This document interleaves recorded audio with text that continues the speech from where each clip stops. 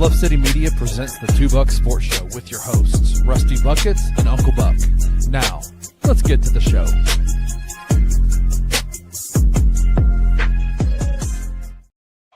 What is up, everybody? Welcome to your Wednesday edition of the Two Buck Sports Show. I'm your co-host, Rusty Buckets, checking in here today live on your lunch break at 11 a.m. Central on Bluff City Media's YouTube channel. Come hang out with us here. Appreciate y'all being here. And I've got my guy, Drew Gann, hanging out with me today. Uncle Buck, we've back-to-back shows for the first time in over a week.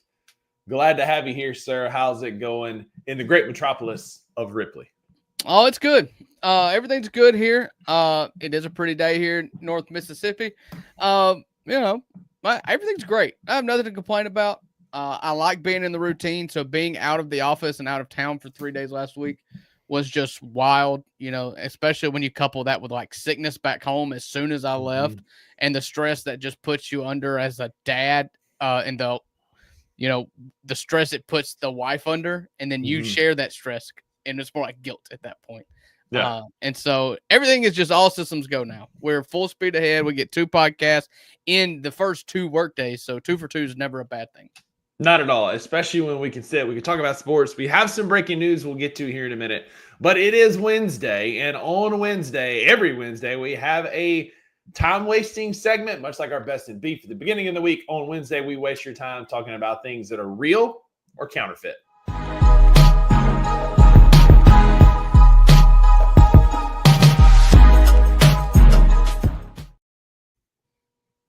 All right. First segment. This is where Rusty has a take, a thought. Sometimes it's a pick one of these 5 or 6 things, and we just debate it. So, Rusty, what we got today? So today we're talking holiday weeks. Drew, real or counterfeit, sometimes holiday weeks aren't worth the holiday on Monday. So hear me out. Let me a little setup here. Not talking Christmas and Thanksgiving because those are goated holidays, elite holiday weeks. You've got Christmas and New Year's kind of back to back. We're not talking about that. But I'm talking about like Labor Day and Memorial Day. They're awesome. I love being off of those days. I love what they represent. Wayno got confused. We were talking about Labor Day, and he said that it should be where you do more work, which I disagree on vehemently. Memorial Day, I appreciate what it represents, remembering those who fell in the line of duty for this great country. But when you've got a holiday on a Monday, another thing that Aussies can't relate to. They've never fought a war. But when your holiday's on a Monday, it makes for the longest 4 work days of your life. And I guess that's the real or counterfeit. So boil it down. Give me what is my statement I'm responding to. Real or counterfeit, the 4 work days after a Monday holiday are the longest work days of the year. Yeah, that's real. I think you watered down your initial statement, though. I think you came in hot with a hotter take, and then you gave me something vanilla.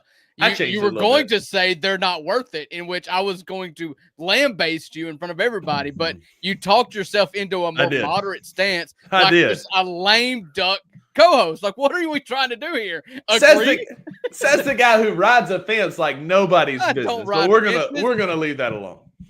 You started out with a pretty spicy take, which I thought was the whole spirit behind this segment. And then you said the work day is harder when you have to cram 5 days of work into 4, in which 100% of people would agree with. Yeah, and so we're coming in a little bit lighter today. That's what it is, because you never know how the rest of the show is going to go. Jeez. When we are talking State and Ole Miss a little bit. Well, and it was an awful take, because Mondays off are wonderful. I love Mondays. They're one of my favorite days of the week because they are a great way to start a week. You get off on the right foot. I actually do enjoy Mondays. But having Mondays off is even better use of a Monday. And then it makes for the longest. Breaking news. Not working on a day you're supposed to work is great. Like, I can't believe you even started with this. Yeah, absolutely. You even considered going that way. Anyway, I love Mondays so much. I'd rather work than stay at home and remember the fallen soldiers or the people who labored. See, and this is why we changed it, because I knew this is where I was going to go. But all I'm saying is it makes for some freaking long days, man. Because like yesterday long work day. Today is going to be a long work day out grinding. I go out and I meet with these doctors and I walk in their office and there's like literally 100,000 people in the office. And it's like, man, they do not want me here. So I'm just like, I'm walking up and I'm like, hey, can I get the email for the contact? Because I'm not going to try and get behind the front desk here. I mean, you look like you just got off the boat, Mm-hmm. So I don't know, did you wear a straw hat when you walked in there as well? Like this guy's a salesman, or he's selling timeshares. That's what he's selling. I try and lighten the mood. It's a great icebreaker. People are like, oh, I love your shirt. I'm like, great. And then you kind of get in a little bit. It's a sales tactic, just trying to break the ice. This morning, though, all I've had is a coffee meeting. I'm going out this afternoon to cold call and try and knock on some doors. So I'm hoping that the Hawaiian shirt tends to lighten the mood. It used to work with patients. It's worked with calling on docs before.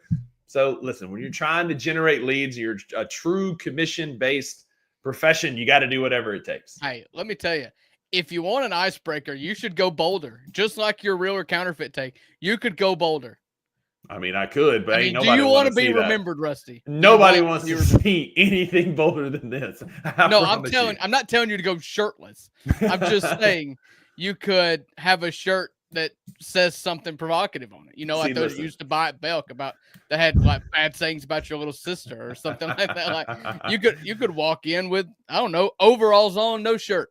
And you just be like, listen, I'm a man of the people. I'll work hard. That's why I wear these overalls. I will work hard for you in finding you a new medical facility. And who they will think of the first time they want to move is the hick in overalls and no shirt. Yeah. They're going to say, who we're not going to call is that guy that walked in here in overalls and no shirt. They remember the other people. They'll remember you. And then they will say, remember that guy? We're not calling him. Who is that other chap that came in here? Educational talks at the airport. Yeah, exactly. So anyway, real versus counterfeit. It is a long work week after a holiday week, but we're going to get through it together because we do have some breaking news. And on the other side of this commercial break, we will talk about that. And then we'll deep dive on some college football.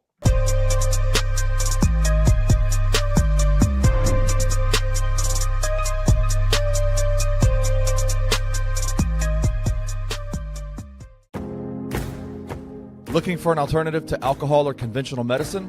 Check out Ounce of Hope, a Memphis-based dispensary with 2 local stores in the Sanderland Center and on South Cooper Street. You can get all the products you need in a location convenient to you.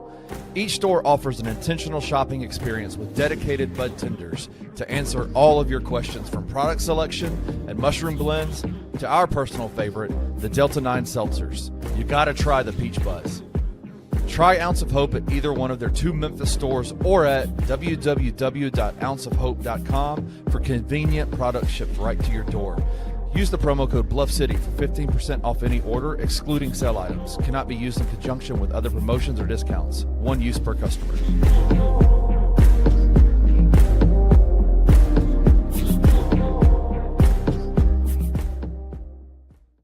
I don't even know the new coach in Alabama's name. I assume the program died when Saban left. I'm just like, I don't know. Yeah, man. Like they're too worried about TikTok dances and like rumors flying that they're up to 2 a.m. Tommy Castellanos was exactly right. Nick Saban ain't walking through that door to save him. Like, I've been obviously watching Alabama a long time. My family's big Alabama fans. Mississippi State's one of our big rivals, and so I've never seen an Alabama team just get whipped in the trenches like that on the second level. Like Florida State running backs were blowing up Alabama linebackers, and that's not something I have seen in a generation. Like it was completely different. There was no effort. Like from the jump, Alabama didn't look like they even wanted to be there, and Florida State played it like it's their biggest game of the year. Tune into The Daily Grind with your host, Lute Hatmaker, every Monday through Friday at 7:30 a.m. live on the Bluff City Media YouTube channel. Number one to me is Penny Hardaway. That's who I grew up on. Not far. He was the first star player that came out of Memphis that I've ever seen. You're talking about shoes. You're talking about little Penny commercials. You're talking about NBA All-Star, All-NBA, NBA Finals. Penny had the look. He was a 6'7" point guard. Yeah. Slender dude. No look passes like Magic Johnson. Could get to the basket. The GOAT.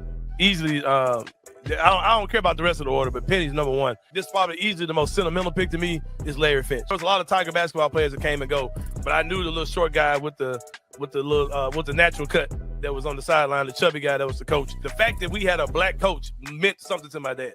It was like the hugest thing in the world. I got an honorable mention. Friend of the program, his grandfather, Leonard Draper. Facts, bro. Leonard Draper. He ain't in my vote, but he bro, as far as like influence, like facts, the hand he's had on every aspect of Memphis basketball. We think about the history of Memphis basketball and how Memphis basketball is like the Memphis Tiger basketball program is like massively influential in our city.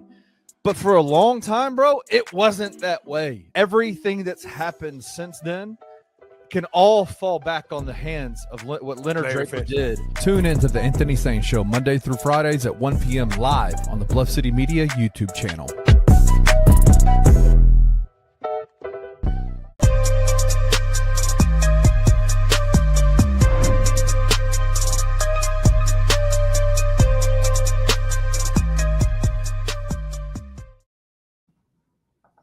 Welcome back to the $2 Sports Show, segment number 2 on the $2 Sports Show on your Tuesday.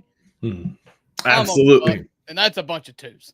Welcome back to the show. After the real versus counterfeit segment brought to you by Ounce of Hope, we get into our sports take. And so we've got a couple of breaking news. We've got 3 basketball things we're going to talk about, Wayno, so you might as well hang out for a little bit. The first breaking news, NBA Central dropped this a couple hours ago and absolutely got me with this, but Nikola Vucevic is retiring at the age of 35 per Euro Hoops. After years of competing at the highest level, he's officially stepping away, but only from international play. His NBA career will continue. And just like the whole thing is just rage bait, Chicago Bulls fans are absolutely crashing out that he's not, in fact, retiring from the Chicago Bulls in the comments is kind of hilarious to read.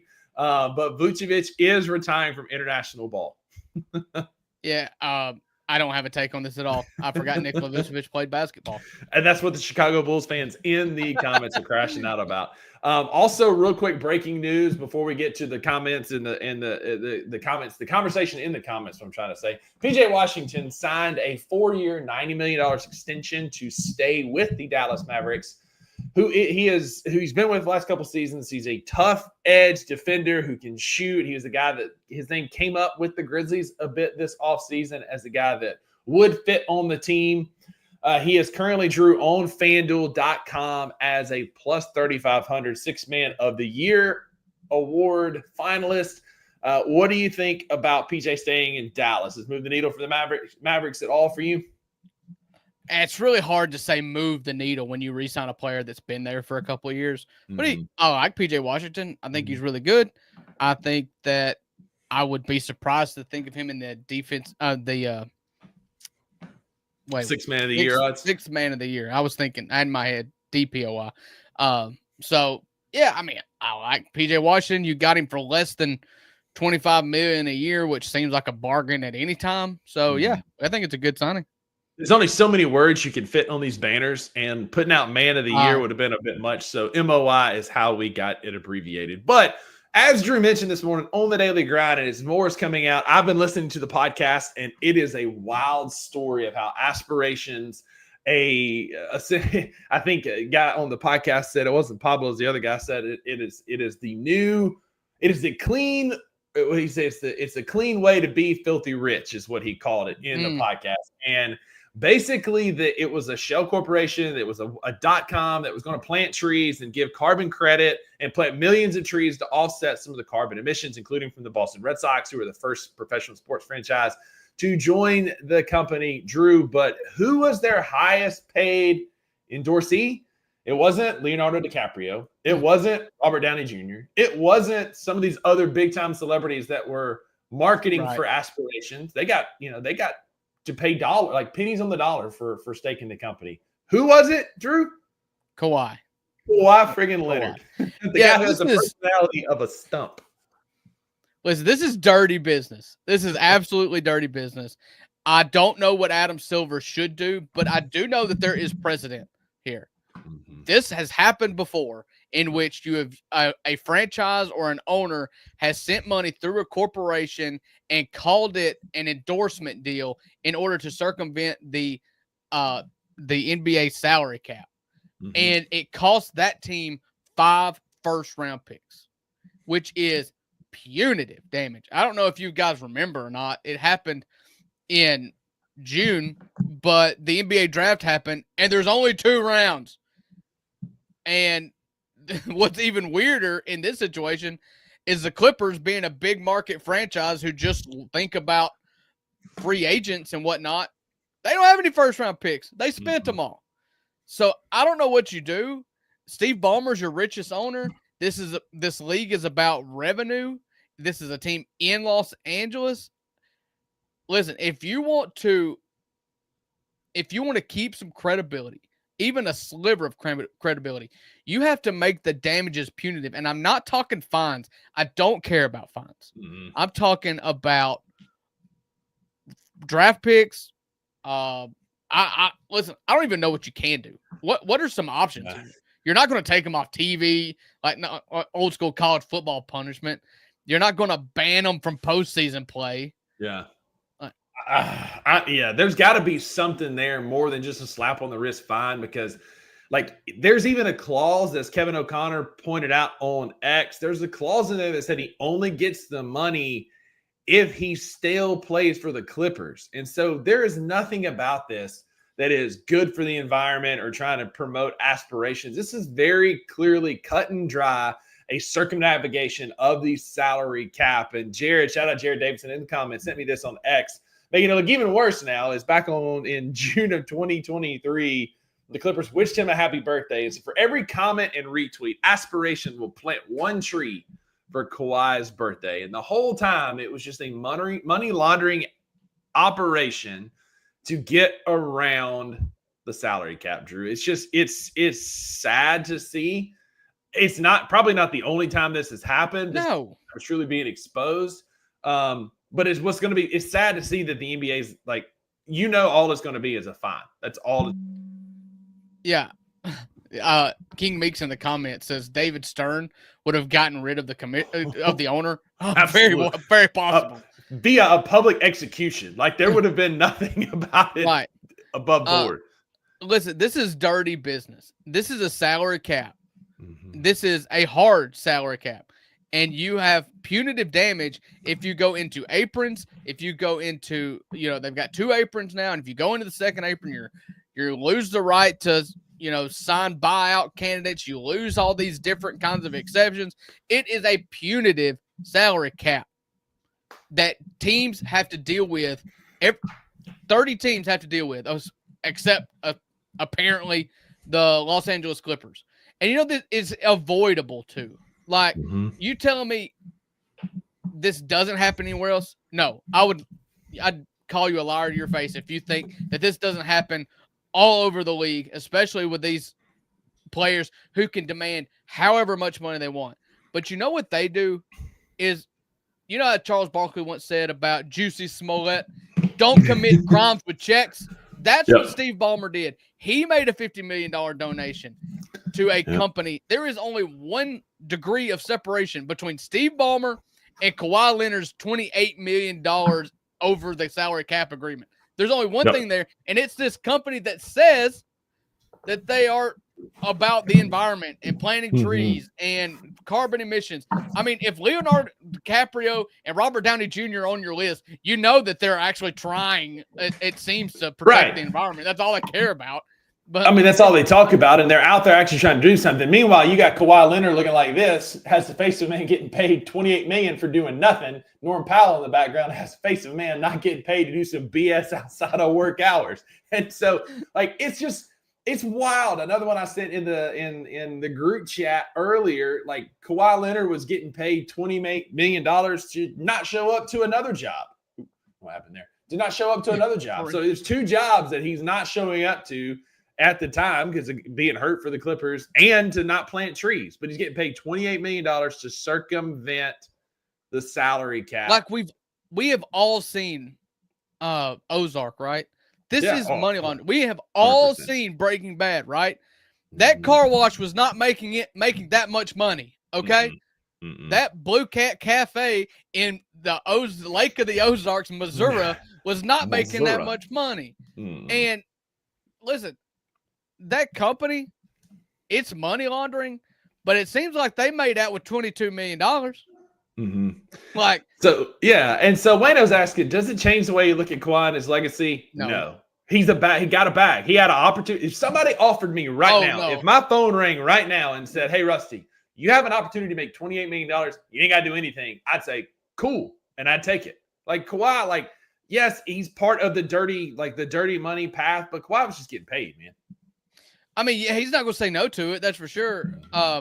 You would think somebody with ethics would, but I don't think it'll affect his legacy because unless Adam Silver comes in and does something over the top, drastic, fair punishment or voids the contract, we'll forget about this by the time the NBA season starts.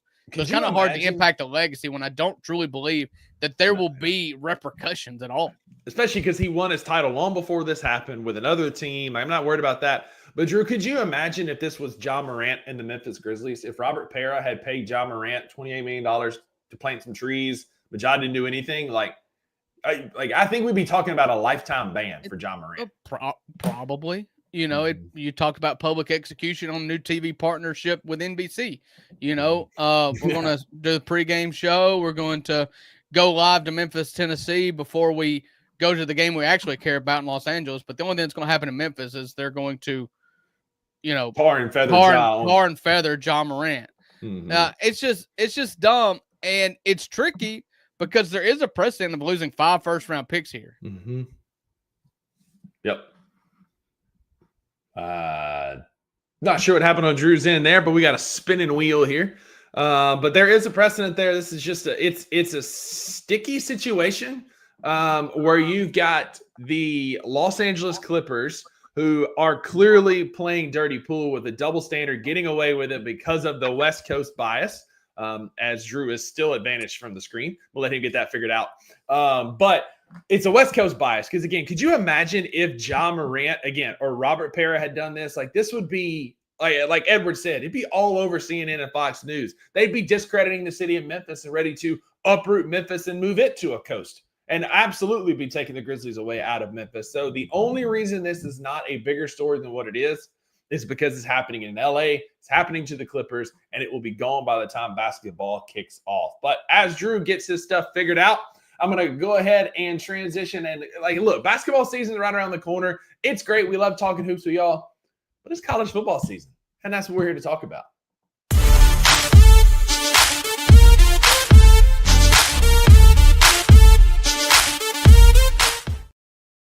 Welcome back, Drew, to the $2 Sports Show, as he is appearing in a weird, awkward Joe Mullinax type appearance here on the show. Can you hear us, Drew?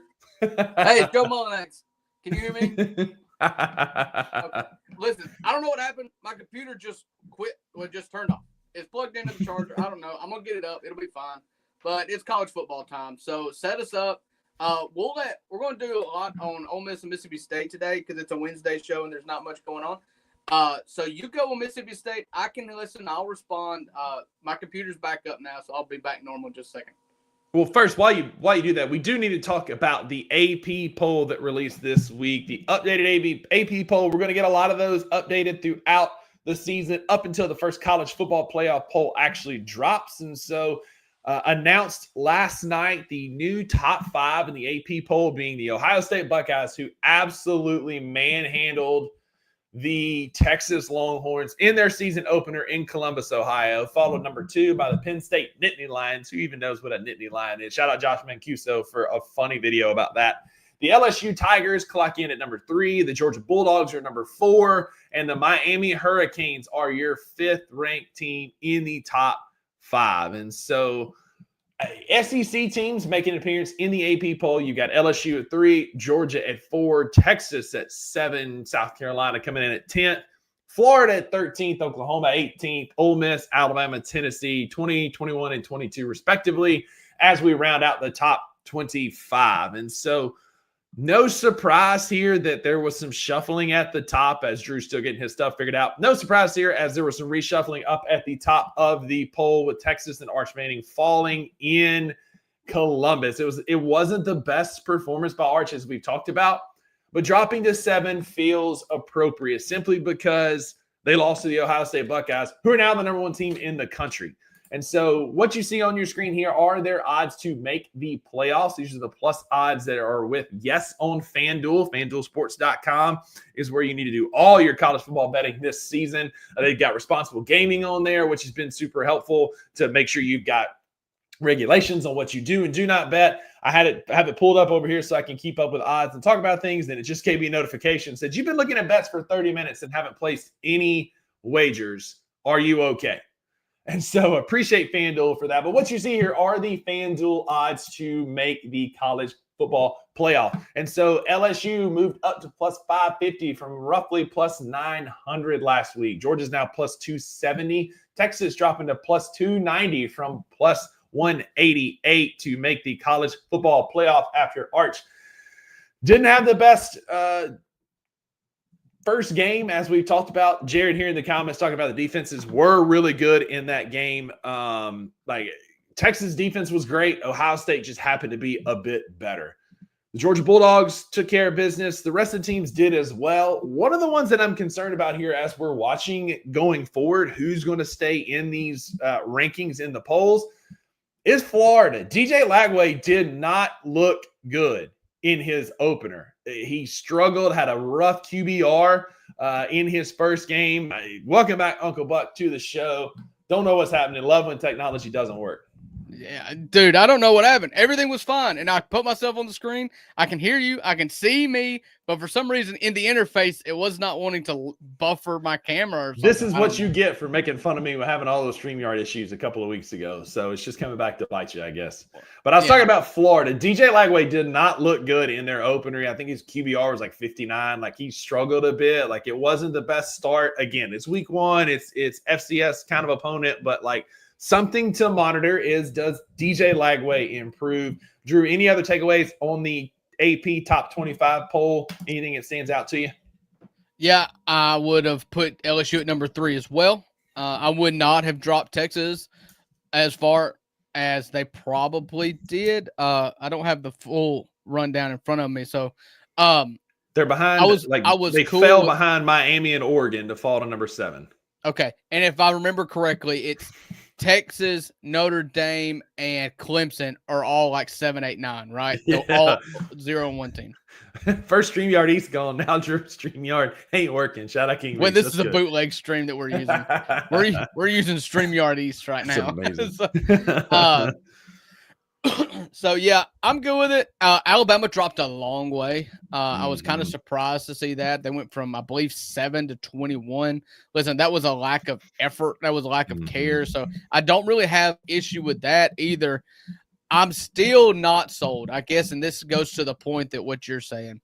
You know, South Carolina being a top 10 team just doesn't feel right. It feels like preseason hype that hasn't been backed up yet. I know they won 6 in a row to end last season. Lenore Sellers is now probably the favorite for Heisman, if not number 2. It seems like riding the wave a little bit with South Carolina and Florida. And then Ole Miss at 20. Like, I would honestly, and I think I'm unbiased by saying this, I try to look at it fairly, but like, I don't know what they have that Ole Miss doesn't when it comes to like just Ole Miss lost their quarterback. They have theirs, you know, and so I don't have a problem with Ole Miss being 20. I think South Carolina, Florida is a little high. I like Oklahoma there. I think Oklahoma's really good. I think that was an impressive win against nobody, but we'll find out this weekend as they host Michigan in Norman, Oklahoma. Jared, I did leave off A&M. They are ranked 19th, right between Oklahoma and Ole Miss. They're a cult. Like they kind of fringe belong to the SEC anyway.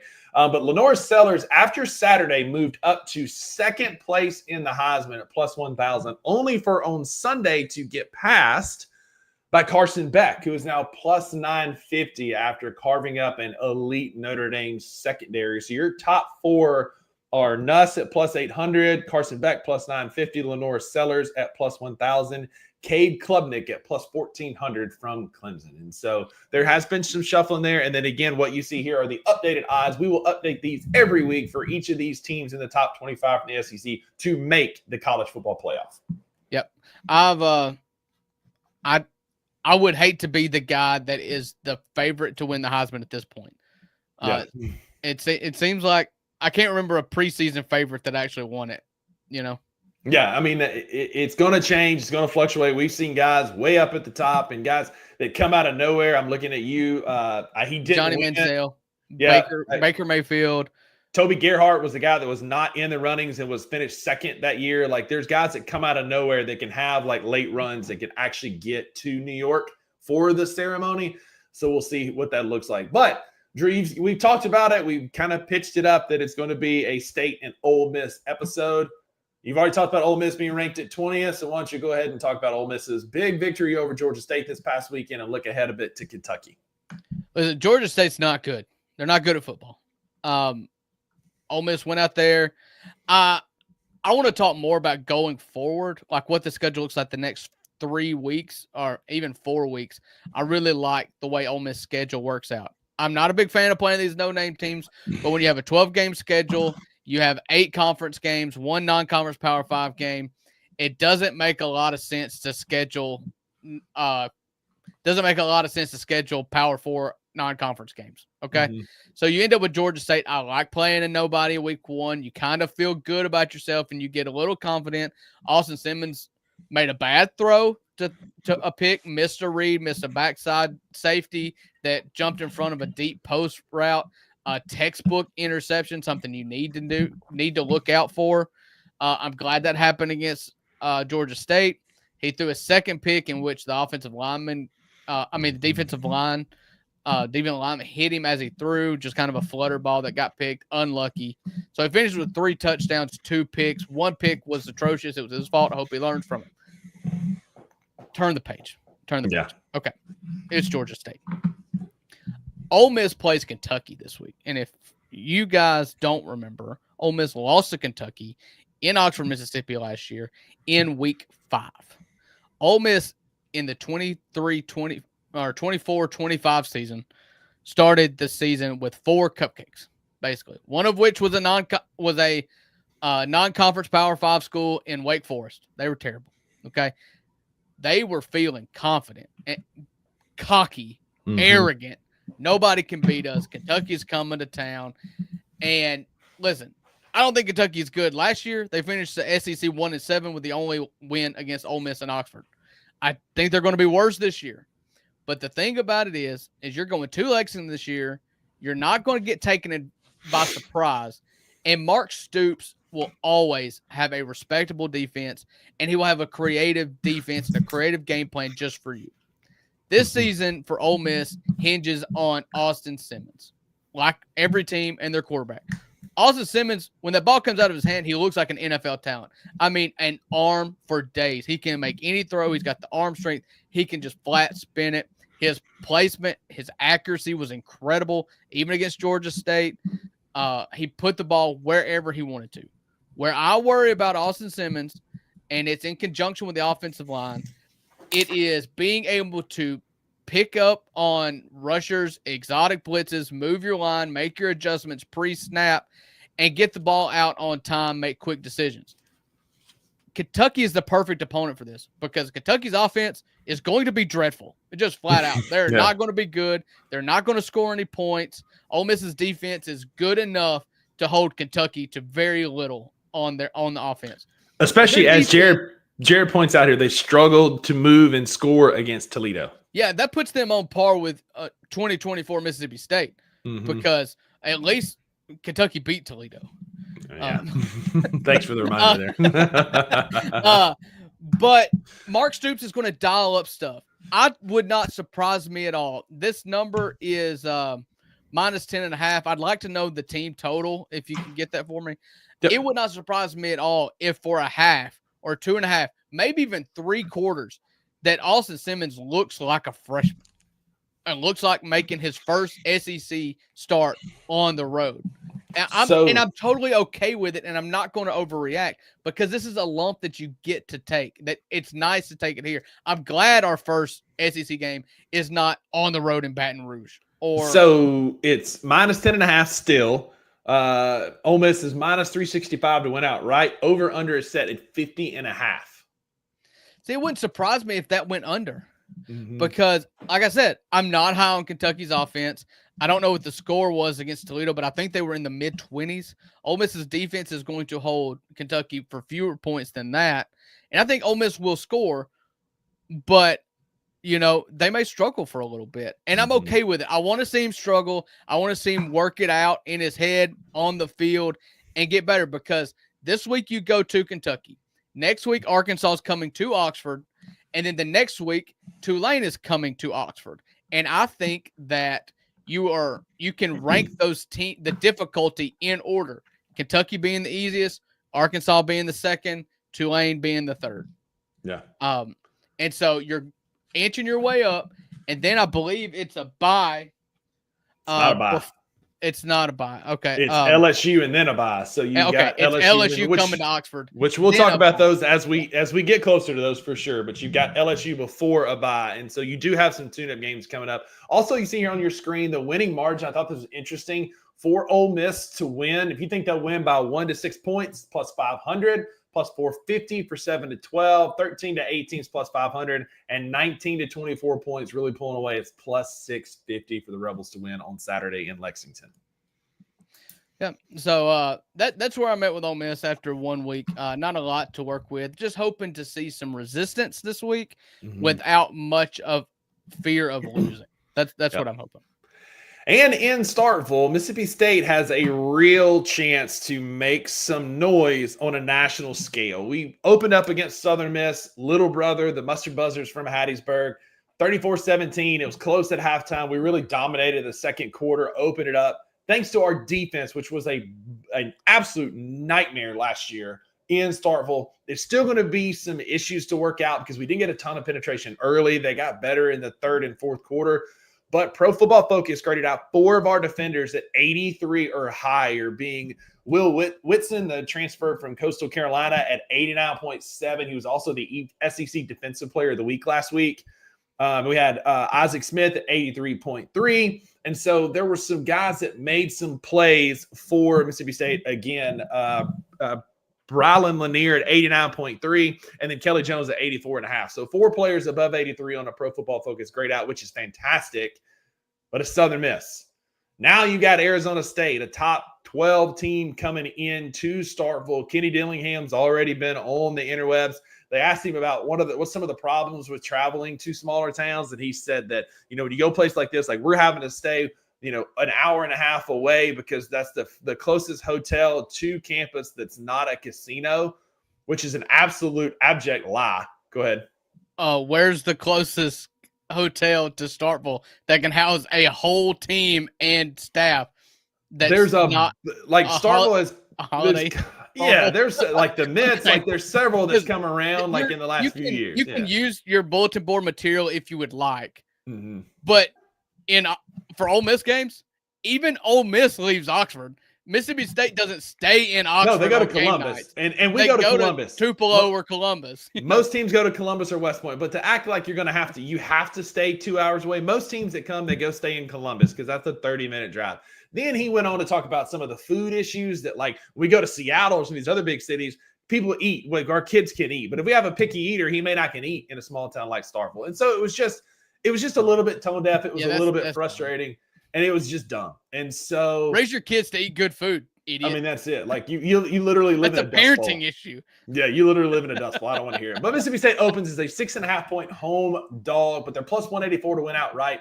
Kickoff is Saturday at 6:30. This is going to be a great opportunity for Mississippi State to make a statement, because this is a college football playoff team from last year. Yes, Cam Scatterbo's not walking through that door to save them. Like, he carried them through a lot of games last year and basically beat Mississippi State by himself last year in Tempe.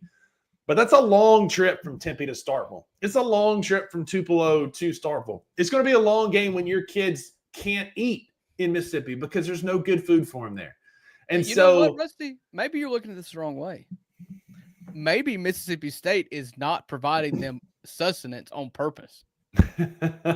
Listen, we are a banner SEC program. Not to say premier, but we are a banner-waving SEC program that has hosted hundreds and thousands of games over the life of our time in the SEC and never had a problem feeding people. And I tell you what, you can't fit all them Sun Devils in Little Dewey. Okay. Listen, thankfully, Little Dewey shut down. It lost its really? touch. Well, it was. I'm pretty sure. I know that they've lost a lot of their luster, and I'm pretty sure that they've shut down. But anyway, quit interrupting me. I'm talking here. So we've got Arizona State's coming to town this week. Got an opportunity to make a bold statement. Maroon and Company, College Quarter, all these stores in Starkville trying to take all my money because they're selling the blackout gear because we're going full blackout this Saturday in Starkville. Black hats, black pants, black jersey, all the way down. It looks super good. It's a really well done blackout uniform for the game this weekend. And as you see here on your screen for Mississippi State, the odds are a bit different. So for us to win by 1-6 is plus 600. And then it goes up plus 8, plus 13, plus 2,200. Again, we're a home underdog against a playoff team, a team that has an inside track to win the Big 12. But what better way to make a statement and head towards? So we've got Arizona State this weekend, then Northern Illinois. Forget who our final. Then before we play Tennessee for our first true test. You have Alcorn State, then Northern Illinois, and then Tennessee at home. Comes to Starkville, and so there's your first SEC test for us. It's Tennessee coming to town. What better way to make a statement and head into that game 4-0 than beating Arizona State on your home turf this weekend? And I hope that it's packed out and rowdy this weekend. It will definitely be packed out and rowdy. Kenny Dillingham can talk about the food. He can talk about the lodging. The real advantage that Mississippi State has is the artificial noisemakers. There's no way to plan for it. Have you seen how they're trying? No. They've got their athletic trainers blowing air horns in their own ears. No, they not even have the full size cowbell. They have the little individual, little small little bells that people ring at like weddings. They're walking around practice ringing those. Like, brother, you have no idea what's coming. No, it's you have stupid. no idea. It is the biggest home field advantage in football. Listen, you've got Mississippi. You predicted Mississippi State 6-6. You admitted to being a homer pick, and I don't mind you hoping for the best. If you're going to go 6-6, I gave you the benefit of the doubt and went 5-7. If you're going to go 5-7, much less 6-6, you have to win this game. Yeah, because the schedule gets brutal after this. There's no easy path to 6-6 or 5-7 or even 4-8 if you don't win this weekend against Arizona State, because you still got games against Texas and Georgia. Tennessee, like we mentioned, looming in the not so distant future. Ole Miss at the end of the year. Going to Fayetteville. Go to Fayetteville. You've got A&M. You've still got like Florida. Like, you've got some games ahead of you that are going to be tough. So it's not a must win, but like if you're going to make some noise, it basically is. And so again, Mississippi State hosting Arizona State. We've got plenty more to talk about with college football coming up this weekend. Super excited that our favorite time of the year is back. It's college football in the Southland, and college football starts up tomorrow night. But Drew, we're going to talk about a little bit of NFL. The game is tomorrow night, so we'll deep dive a bit more tomorrow on the upcoming NFL season as well. But tomorrow, we've got a Thursday night football game that's actually pretty good, too. You've got the Dallas Cowboys. You got the Philadelphia Eagles kicking off Thursday night. Any high-level thoughts on that game as we start to wrap up the show today? Well, you've got the defending champs playing the Dallas Cowboys in a fierce rivalry, NFC East rivalry. The obvious point is like, who's going to rush the passer for Dallas after they traded Micah Parsons last week? They've got a new first-time head coach in Brian Schottenheimer. It's interesting. It's football. It is the thing that I love the most and that I crave the most when it comes to opening night of the NFL season is fantasy relevant teams. And you've got two teams with multiple players that are drafted very highly in every single fantasy football draft. I've got some A.J. Brown. I've got a lot of Dak Prescott. I've got one team with C.D. Lamb in it. My wife in the league that I got C.D. Lamb, she got Jalen Hurts. And so it's all about fantasy if my team's not playing. And I'm not watching the Saints this year anyways. So it's all about fantasy. This is a high-quality fantasy football game for your NFL kickoff. I mean, it is. Oftentimes, Thursday night games are a little bit lackluster, but not this one. You've got, like you said, bitter division rivals. You've got the Dallas Cowboys, who are a bit sour in the locker room right now. CeeDee Lamb has not been very thrilled in his interviews recently, talking about the departure of Micah Parsons. And I'm curious what that Dallas defense was not going to be good with Micah Parsons. Outside of Micah Parsons, it's not going to be any better without him. They are objectively worse on a defense that wasn't going to be that great to begin with. And so what a first test for that defense. But your division rivals, who has Saquon, had an amazing year last year. You've got a ton of weapons on the Philadelphia offense, and it's going to be, I think it might be a bit ugly tomorrow night. So for those fantasy havens, you got Dak, tomorrow night might be a good game for you because he's going to be throwing the ball a ton to try and keep him in that game. I tell you what, I don't know whatever happened to Astronomo in the comments, but if Edward is going to just keep on throwing cheese in our comments like this, we may have to give him the Astronomo treatment. And that is a temporary timeout. Okay. Yeah, all kinds of cheese in this comments here. I love you, Edward, but that's a lot of cheese. That's more cheese than Rusty's got in his joke book. That's fair. That's also fair. I think Astronomo got upset with that temporary timeout. We hadn't seen him back. Astronomo, if you're listening, man, I hope you're well and you're having the He'll life be back you for the deserve. Grizz season. Absolutely. Absolutely. He'll be back. We ain't got rid of that Fire either. That's going to do it for our Wednesday edition of the 2 Bucks Sports Show. I am your co-host, Rusty Buckets, coming to you live on Bluff City Media's YouTube page at 11 a.m. Monday through Friday. We'll be back tomorrow talking more NFL, talking some college football previews as we get ready to pick against the spread this weekend. And don't forget, we won't be there this weekend, but Grind City Brewing is going to have all the marquee matchups on their projector screen. They announced it earlier. You're going to have, I believe they've got Tennessee on there. So y'all check out Grind City Brewing's Instagram and Facebook page so you can know what games are playing and which games you're going to go watch there. In the meantime, be a friend to somebody who needs a friend. And as always, Drew, there are no refunds for what you heard today. Jared, I'll holler at you, okay? I'll holler at you. I saw your comment. I'm going to get your number from Rusty. I'm going to holler at you. Okay. You know why you don't have any refunds for the 2 Bucks Sports Show? It's because you always get what you pay for. All right? We'll see you tomorrow. Lord. Thank you for listening to the 2 Bucks Sports Show. If you enjoyed this episode, leave a rating and a review wherever you download your podcasts. Also, like and subscribe to Bluff City Media's YouTube page. We'll see you back here next time.